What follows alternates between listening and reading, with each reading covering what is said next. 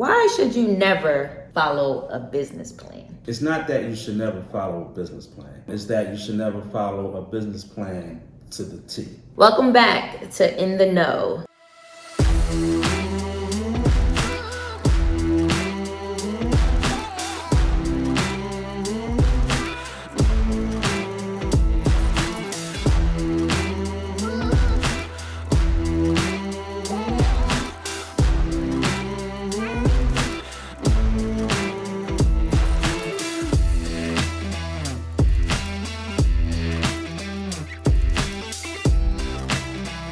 I am Tisha Pitts. I am Tony Pitts. We have a pressing question here. What do I mean by that? A business plan is meant to be more of a living document, so it's going to change. A lot of entrepreneurs use what's called the scientific method. So we kind of borrowed a strategy from the scientific community. And what that means is you start off with a hypothesis, what you think your business should be about or what you think a customer will want. Then you test it and you get feedback, that you quantify it, you check the results.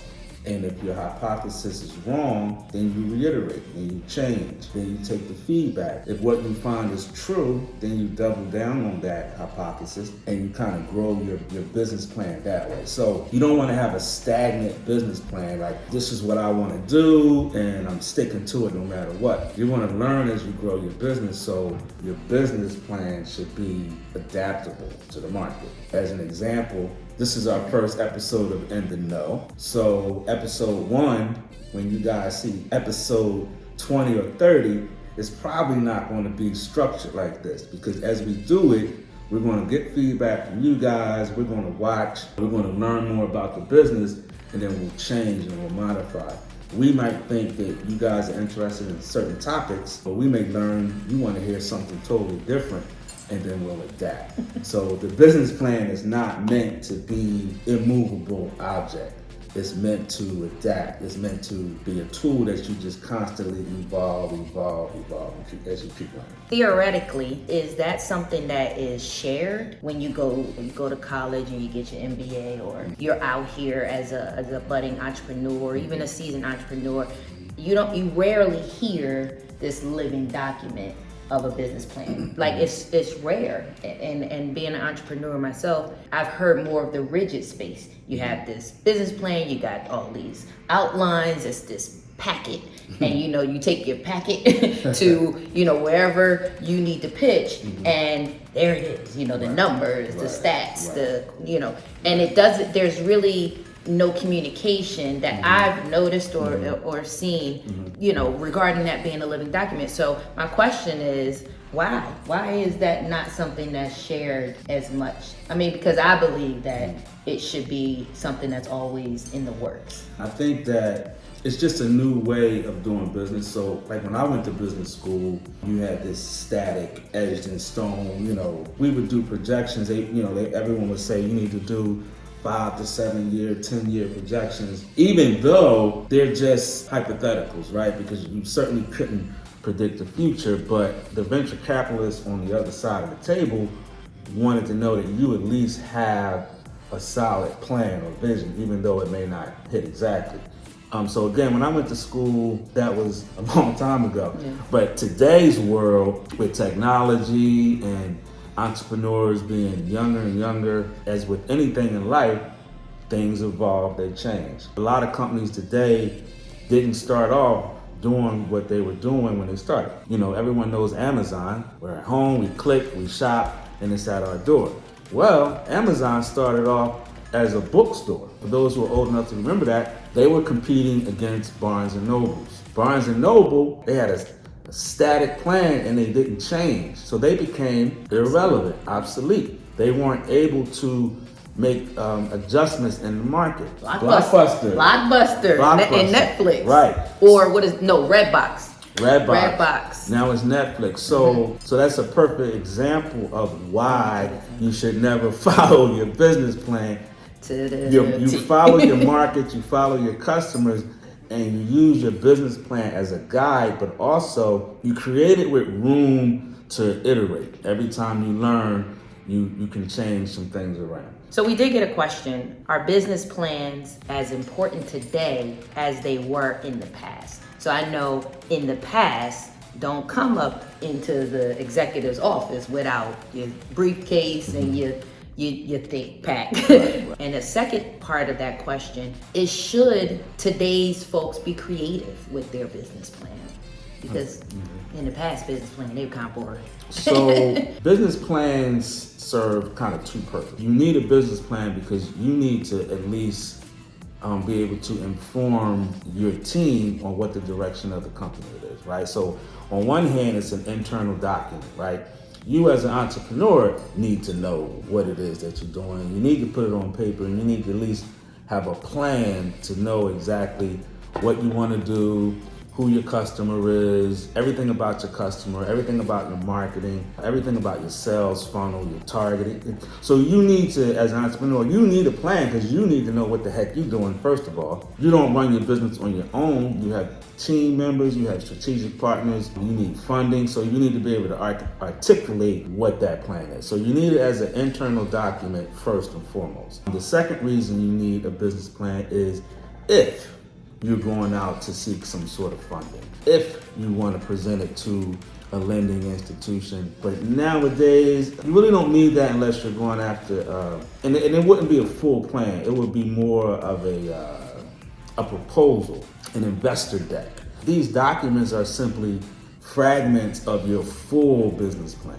So you'll be able to compartmentalize certain aspects that will appeal to an investor, certain aspects that would appeal to a lender. Even if you are looking for strategic partners or sponsors or whatever you're looking for, you may pull abstract pieces of that full plan and use these fragmented documents to speak to a certain audience. In regards to that answer, that business plans seemingly are still important, we do hear some things about your elevator pitch, kind of know your business in that 30 to 60 second, mark. Would you say that still works today, or you should still have that in your toolbox? Absolutely. Just in case, Absolutely. Hey everybody, click the link below, get a free ebook. How to start a business. And what else? How to start a business. What every school should be teaching. We out here trying to help the people. Free ebook. Free ebook. Like, subscribe, tell a friend, share. You do need it, in my opinion. I think it's more important to you as a business operator than it is for the external audience. And the reason is because you need to be laser focused, laser sharp on what it is you want to do. You need to know, because you're going to be the leader that's really pushing your agenda or pushing your company values and your strategic plan and your audience. So you need to be like a point, like a dart. So having that 60-second or 30-second pitch again helps you first, and it also helps you stay on point, because no matter what your business is, it's not for everybody. And I know a lot of people want it to be for everybody, but the more it's for everybody, the more it's for nobody. And we'll probably get into that a little later, or maybe in another video. You really need to be laser focused.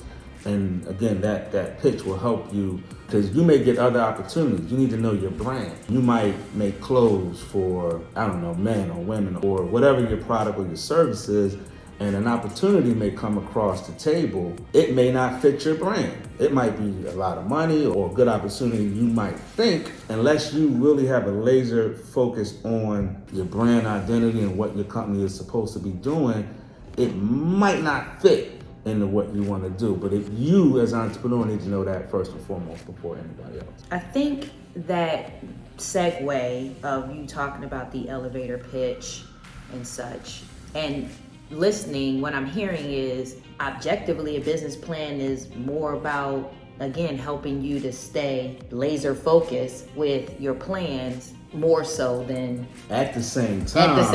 It's important. Being flexible, right? Right. Because it's a living and working document. Yeah. In your early stage of business, you use it as an experiment. This is our first video. Right. So this is our first experiment. Find out, again, how the audience responds. Right. And So would you say that we have a plan we have a plan. and it's living, meaning It's subject it's to going change? to change. It's Right. going to grow as we learn. We create just with certain hypothesis and assumptions and things that we made. Right. And so we're testing these hypotheses. And also, I think being in the business or in the entrepreneurial world, we meet a lot of entrepreneurs, seasoned, green, and green meaning first out the gate, and we run into people not knowing this information. Right. You know, I mean, even seasoned folks have gotten through some things, but